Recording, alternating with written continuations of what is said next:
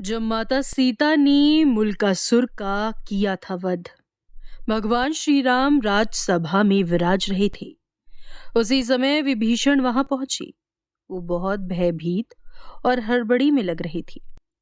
सभा में प्रवेश करते ही वो कहने लगे, हे राम, मुझे बचाइए। कुंभकर्ण का बेटा मुल्कासुर आफत ढा रहा है। अब लगता है ना लंका बचेगी और ना मेरा राजपाट। भगवान श्री राम द्वारा ढांढस बंधाए जाने और पूरी बात बताए जाने पर विभीषण ने बताया कि कुंभकर्ण का एक बेटा मूल नक्षत्र में पैदा हुआ था, इसीलिए उसका नाम मुल्कासुर रखा गया। इसे अशुभ जान कुंभकर्ण ने जंगल में फिकवा दिया था। जंगल में मधुमक्खियों ने मुल्कासुर को पाल लिया। मुल्कासुर जब बड़ा हुआ तो उसने कठोर तपस्या करके ब्रह्मा जी को प्रसन्न कर लिया।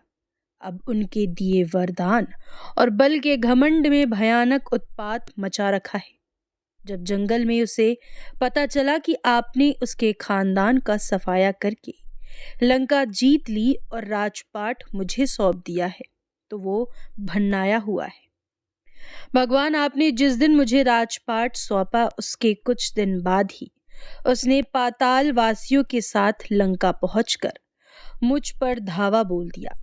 मैंने 6 महीने तक मुकाबला किया, पर ब्रह्मा जी के वरदान ने उसे इतना ताकतवर बना दिया है कि मुझे भागना पड़ा और अपने बेटे, मंत्रियों और स्त्री के साथ किसी प्रकार सुरंग के जरिए भाग कर यहाँ पहुंचा। उसने कहा कि पहले धोखेबाज भेदिया विभीषण को मारूंगा, फिर पिता की हत्या करने वाले राम को भी मार डालूंगा। वो आपके पास भी आता ही होगा। समय कम है, लंका और अयोध्या दोनों खतरे में हैं। जो उचित समझते हो तुरंत कीजिए। भक्त की पुकार सुन श्री राम जी हनुमान और लक्ष्मण सहित सेना को तैयार करके पुष्पक यान पर चढ़ झट लंका की ओर चल पड़े। मुल्कासुर को श्री रामचंद्र के आने की बात मालूम हुई। वो भी सेना लेकर लड़ने के लिए लंका के बाहर आ डटा। भयानक युद्ध छिड़ गया। 7 दिनों तक घोर युद्ध होता रहा। मुल्कासुर भगवान श्री राम की सेना पर अकेले ही भारी पड़ रहा था। अयोध्या से सुमंत्र आदि सभी मंत्री भी आ पहुंचे। हनुमान जी संजीवनी लाकर वानरों, भालुओं और मानुषी सेना को जिलाते जा रहे थे, पर सब कुछ होते हुए भी युद्ध का नतीजा उनके पक्ष में जाता नहीं दिख रहा था। भगवान भी चिंता में थे।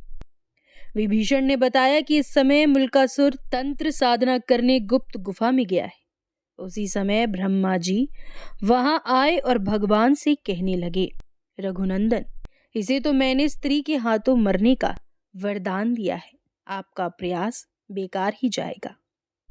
श्री राम, इससे संबंधित एक बात और है, उसे भी जान लेना फायदेमंद हो सकता है। जब इसके भाई बिरादर लंका युद्ध में मारे जा चुके तो एक दिन इसने मुनियों के बीच दुखी होकर कहा, चंडी सीता के कारण मेरा समूचा कुल नष्ट हुआ। इस पर एक मुनि ने नाराज होकर उसे श्राप दे दिया, दुष्ट, तूने जिसे चंडी कहा है वही सीता तेरी जान लेगी। मुनि का इतना कहना था कि वो उन्हें खा गया। बाकी मुनि उसके डर से चुपचाप खिसक गए। तो हे राम, अब कोई दूसरा उपाय नहीं है।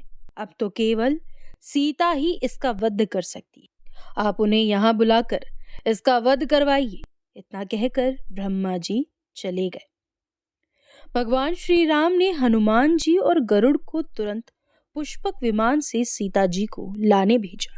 इधर सीता देवी देवताओं की मनौती मनाती, तुलसी, शिव प्रतिमा, पीपल आदि के फेरे लगाती, ब्राह्मणों से पाठ रुद्रीय का जप करवाती, दुर्गा जी की पूजा करती कि विजय श्री राम शीघ्र लौटे।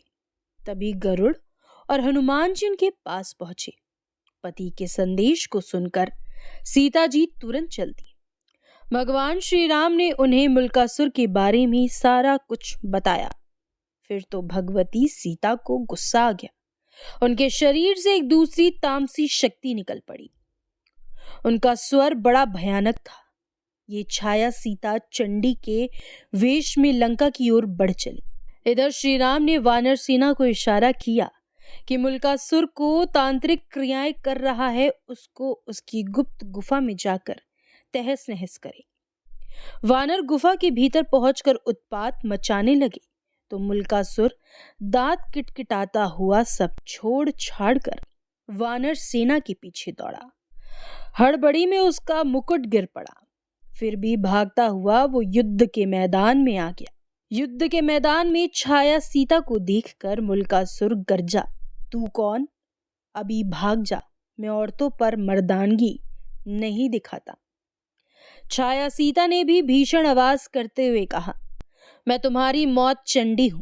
तूने मेरा पक्ष लेने वाले मुनियों और ब्राह्मणों को खा डाला, अब मैं तुम्हें मारकर उसका बदला चुकाऊंगी। इतना कहकर छाया सीता ने मुल्कासुर पर 5 बाण चलाए।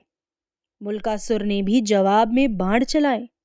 कुछ देर तक घोर युद्ध हुआ, पर अंत में चंडिकास्त्र चलाकर छाया सीता ने मुल्कासुर का सिर उड़ा दिया और वो लंका के दरवाजे पर जा गिरा।